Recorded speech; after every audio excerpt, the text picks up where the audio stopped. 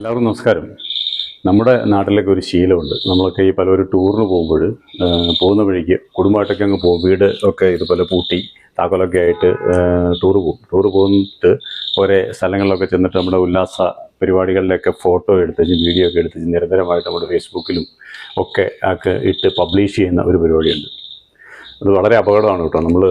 അതുകൊണ്ടാണ് ഞാൻ ഈ ഒരു വീഡിയോ ചെയ്യുന്നത്. നമ്മൾ വളരെ ശ്രദ്ധിക്കേണ്ടതുണ്ട്. നമ്മൾ ഇപ്രകാരത്തിൽ വീഡിയോ ഒക്കെ എടുത്തിടുമ്പോൾ അത് ശ്രദ്ധിച്ച് അത് വാച്ച് ചെയ്തിരിക്കുന്ന കുറച്ച് ആൾക്കാരുണ്ട്, നല്ല കള്ളന്മാർ.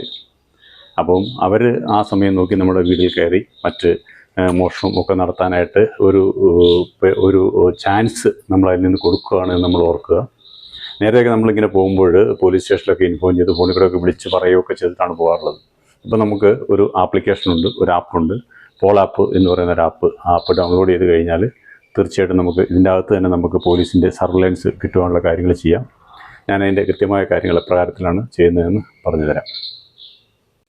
ആദ്യം തന്നെ ആൻഡ്രോയിഡ് ഫോണാണെന്നുണ്ടെങ്കിൽ അതിൻ്റെ പ്ലേ സ്റ്റോറിൽ നിന്ന് നമ്മൾ പോൾ ആപ്പ് ഡൗൺലോഡ് ചെയ്യുക. POL എന്ന ആപ്ലിക്കേഷൻ ഡൗൺലോഡ് ചെയ്യുക. ഞാൻ ഓൾറെഡി ഇത് ഡൗൺലോഡ് ചെയ്തിരിക്കുകയാണ്. അപ്പോൾ എനിക്കിത് ഓപ്പൺ ചെയ്താൽ മതി. അല്ലാത്തവർ ഡൗൺലോഡ് ചെയ്യുക. ഇത് ഓപ്പൺ ചെയ്യുമ്പോൾ ഈ പറഞ്ഞ പോലെ ഒരു പോലീസിൻ്റെ എംബ്ലവും മറ്റ് കേരള പോലീസിന് എഴുതിയ ഒരു ഭാഗമൊക്കെ വരും. അതിനുശേഷം വരുന്ന ആ ഭാഗത്ത് ലോക്ക്ഡ് ഹൗസ് റിക്വസ്റ്റ് എന്ന് പറഞ്ഞ ഒരു ഭാഗം വരുന്നുണ്ട്. അത് ഓപ്പൺ ചെയ്യുമ്പോൾ ന്യൂ റിക്വസ്റ്റ് എന്ന ഭാഗം വരും.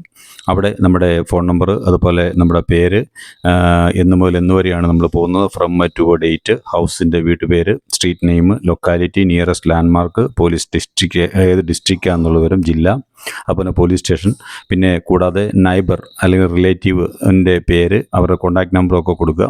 അതിന് താഴെയായിട്ട് കാണാം നമുക്ക് നമ്മുടെ ലൊക്കേഷൻ കൂടി ആഡ് ചെയ്ത് കൊടുക്കാൻ. പിക്ക് ഹൗസ് ലൊക്കേഷൻ എന്ന് പറഞ്ഞൊരു ഭാഗം കൂടിയുണ്ട്. അവിടെ നമ്മുടെ ലൊക്കേഷൻ കൂടി ആഡ് ചെയ്തതിന് ശേഷം അത് നമ്മൾ സബ്മിറ്റ് ചെയ്യുക.